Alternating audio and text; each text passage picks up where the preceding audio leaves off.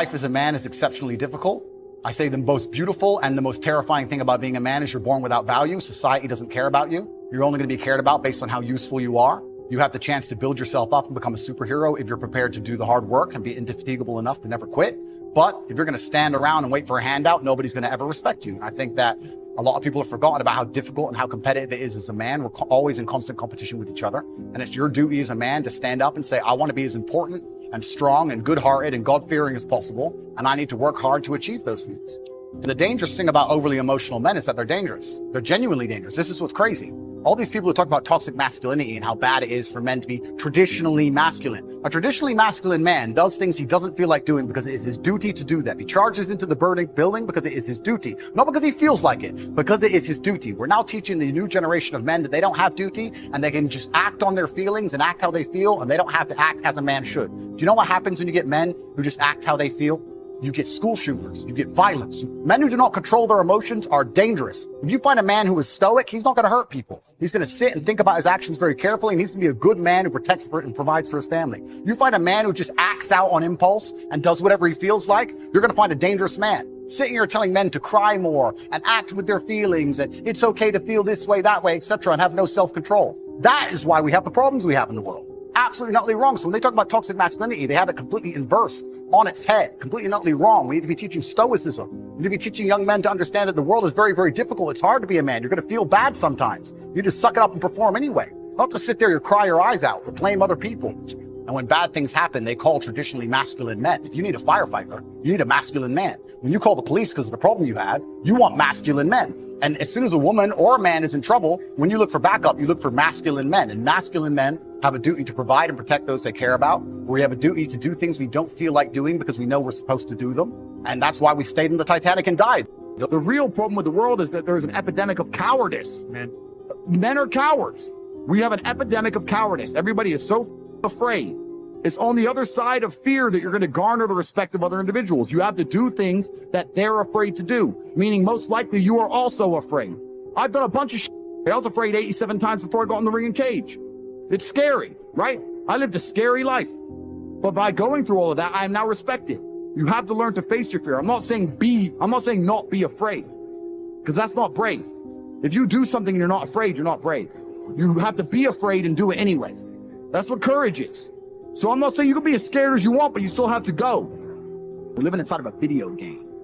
Because in a video game, you're going to go through trial and tribulation. You're going to struggle to upgrade your character. And the reason you upgrade your character is when you get more stats, you can complete more difficult levels within the game. Life is exactly the same. The levels never end, but as you become better, you stand a better chance of completing them. So as you upgrade your character, you get further and further in the game, but the game never ends. That's the beauty of being a man. All these men are out here complaining that things are difficult. The reason it has value is because it's difficult.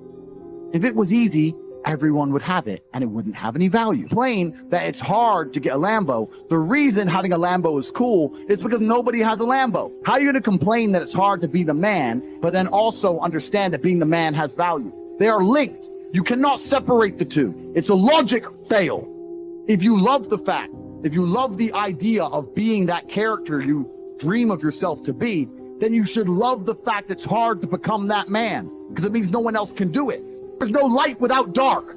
You will not appreciate your six-pack unless you didn't have one and you had to earn it. That's how the world works. So when I talk to these dudes like, oh, but it's, you know what, Tate, yeah, I agree, but you know, it's hard. Of course it is. It's supposed to be. And if you're not cut out for it, then f*** off and live a normal existence and die. Sit there, letting other men enjoy the spoils of being a man and die. If that's what you want to do, is just sit there and exist and then fade into history unremembered. That's your decision. If you want to level up your character, then you need to get out here and do it. You need to be around brave men. You need to get some balls. You need to get your network together. You need to do the truth. Humble yourself. Stop sitting there with an ego. Realize you ain't You're nothing but lucky. Bacteria could have stole your eyesight at the age of 3, and it didn't. You could have been in a car crash and lost both your parents. Never happened. You've been nothing but lucky. Blind luck has given you a favorable hand, and you've managed to f*** it up. And they are trying to convince you that you should act how you feel.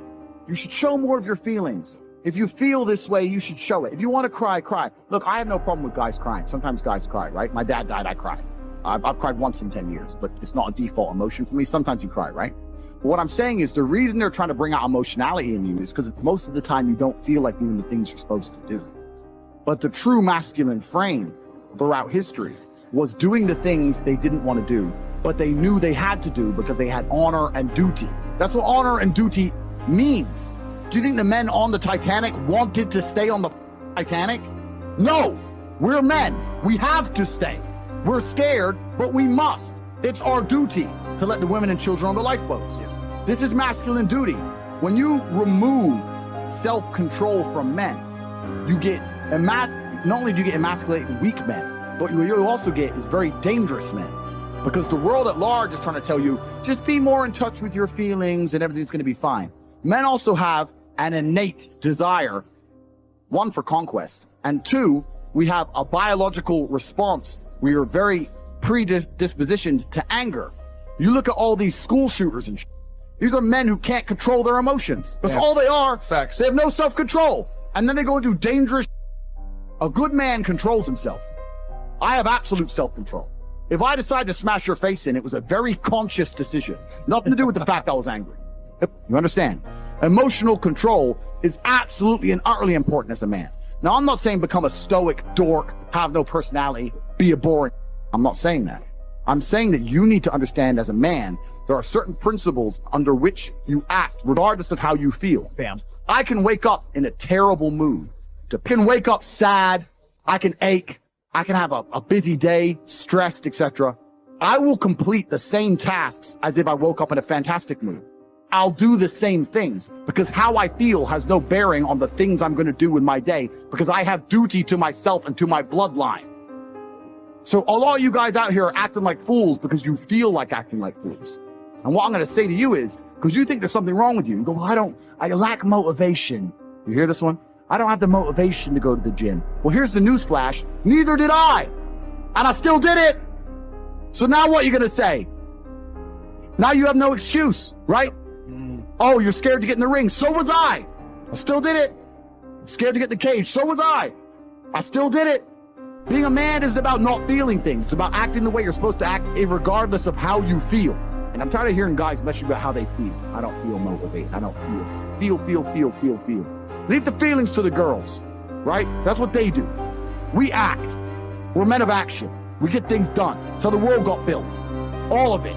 All the men who built the skyscrapers felt scared. They did it anyway. You need to become a man of action. Stop worrying about how you feel and start worrying about what you're supposed to be doing. You have a series of emotions you live with regularly, don't you? Those emotions could be bliss, passion, joy, faith, but they could also be worry, stress, depression, frustration, concern. And because you've done it over and over again, even though you know they don't serve you, you will find a way on a very regular basis to get those damn emotions. The quality of your emotions is going to be the quality of your life. The Bible says in 1 Corinthians, we are unspiritual when we're under the control of ordinary impulses. And that's the way so many people are today. They just let their feelings run their lives. If they feel like telling somebody off, they just tell them off. They feel like being depressed, and they go around all depressed. But friends, we cannot just act on these emotional impulses and expect to have any kind of victory in our lives. Feelings can get us into trouble. And throughout life, you're going to have plenty of opportunities to lose your temper. You're going to get up some mornings and feel like being depressed. At times you'll get caught in traffic and feel like being impatient, feel like getting upset. But we've got to learn how to follow wisdom and do what we know is right and not just follow our feelings around. I can feel my emotions rising, but I made a decision not to get on board. Just because you can feel those emotions doesn't mean you have to get on board. When you feel like saying something that you know you shouldn't say, no, don't get on board. If things aren't going your way and you kind of feel like being discouraged, no, you've got to learn to discipline the negative feelings and keep a good attitude anyway. It's when we do the hard things in life, that's when God is developing our character. Somebody offends us and we just don't let it bother us. We just take the high road. That's when we're really maturing.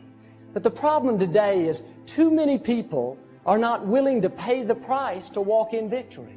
They don't want to be inconvenienced. They just want to take the easy way out. The easiest thing to do is to just let our flesh have its way. If you want to grow up and experience God's best, it's going to take some hard work. It's hard to keep a good attitude and be patient when nothing's going your way.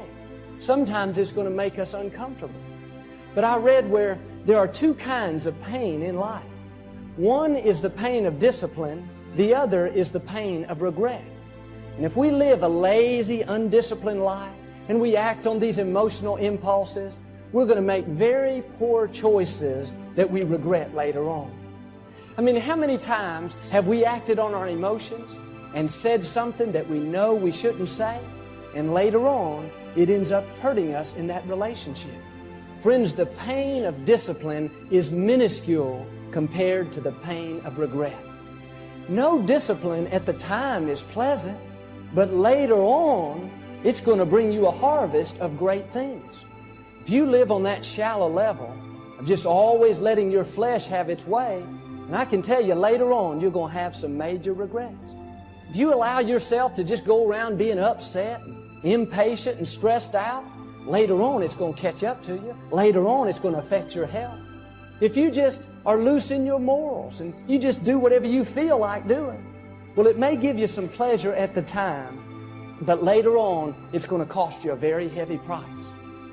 See, God will only promote us as high as our character will take us. And God is not going to put you in a position of greater leadership if you are not treating the people in your life right now with respect and honor. If you're being lazy and not being faithful to do what you know you should be doing, then that's going to keep you stagnant. That's going to keep you from growing. If you had a problem with your temper 10 years ago and you have that same exact problem today, I can tell you that's keeping you from God's best. If you would just do your part and grow up a little bit and quit being ruled by your feelings, if you do that, that's when God will begin to increase you. If you're having difficult times today, instead of getting all bent out of shape, you need to see it as an opportunity to grow. God may be trying to do a work in you. If you find yourself always being around people that offend you and you're always getting your feelings hurt, well, there's a good chance that God is trying to teach you to quit being so touchy. If you find yourself around people that are always rubbing you the wrong way, always irritating you, God is trying to teach you how to love the unlovely. He's trying to teach you a little bit about patience. Well, God, if you just ever change these kids, that's why I'm always upset. No, let me tell you a secret. God is not going to change your children until you first allow Him to change yourself. And instead look inside and allow God to do a work in you. Then God will change the circumstances. Then He'll change those other people. As long as we're not passing the test, then we're going to have to take it over and over again. In 1 Peter chapter 4, verse 12, don't be surprised at the fiery trial that you're going through. It is only to test your quality. You see, when we go through times of pressure, it shows us what we're really made of. It shows us areas we need to improve. And unless we learn how to rule over our emotions, make the right choices, keep a good attitude, then we're not going to get out of that situation. God loves you too much to just leave you alone. He sees your potential. He is going to constantly be pushing you and testing you and giving you opportunities to improve. The next time somebody does you wrong and you're tempted to get upset and lose your cool, no, you need to see that as an opportunity to grow. If you'll keep a good attitude and do the right thing, you know what? You will pass the test and God will promote you. Don't get on board with your feelings. See, we cannot control every circumstance in life, but we can control how we respond to those circumstances. When you feel your emotions rising up, instead of just praying, God, get me out of this situation, God, change everything, no, you need to learn to pray, God, help me to remain calm. Help me to rule over these emotions. God wants us to be stable. He wants us to remain consistent. And the way we do it is to learn to live beyond our feelings. We got to discipline these negative emotions. You do not have to get all upset just because things don't go your way. Make your flesh stay calm. Pass that test. Just walk away. Be the bigger person. Don't allow other people to steal your joy. Keep yourself calm. It's a decision that you have to make. God is not going to make it for you. You've got to discipline yourself. The next time you're tempted to just follow your feelings, you remember God has promised that it is not too difficult for you to handle. You can overcome. You can withstand it. That's what I want you to see today. Just when you have the emotion, you do not have to get on board. When we act on these emotional impulses, it causes us to make poor choices that we're going to regret later on.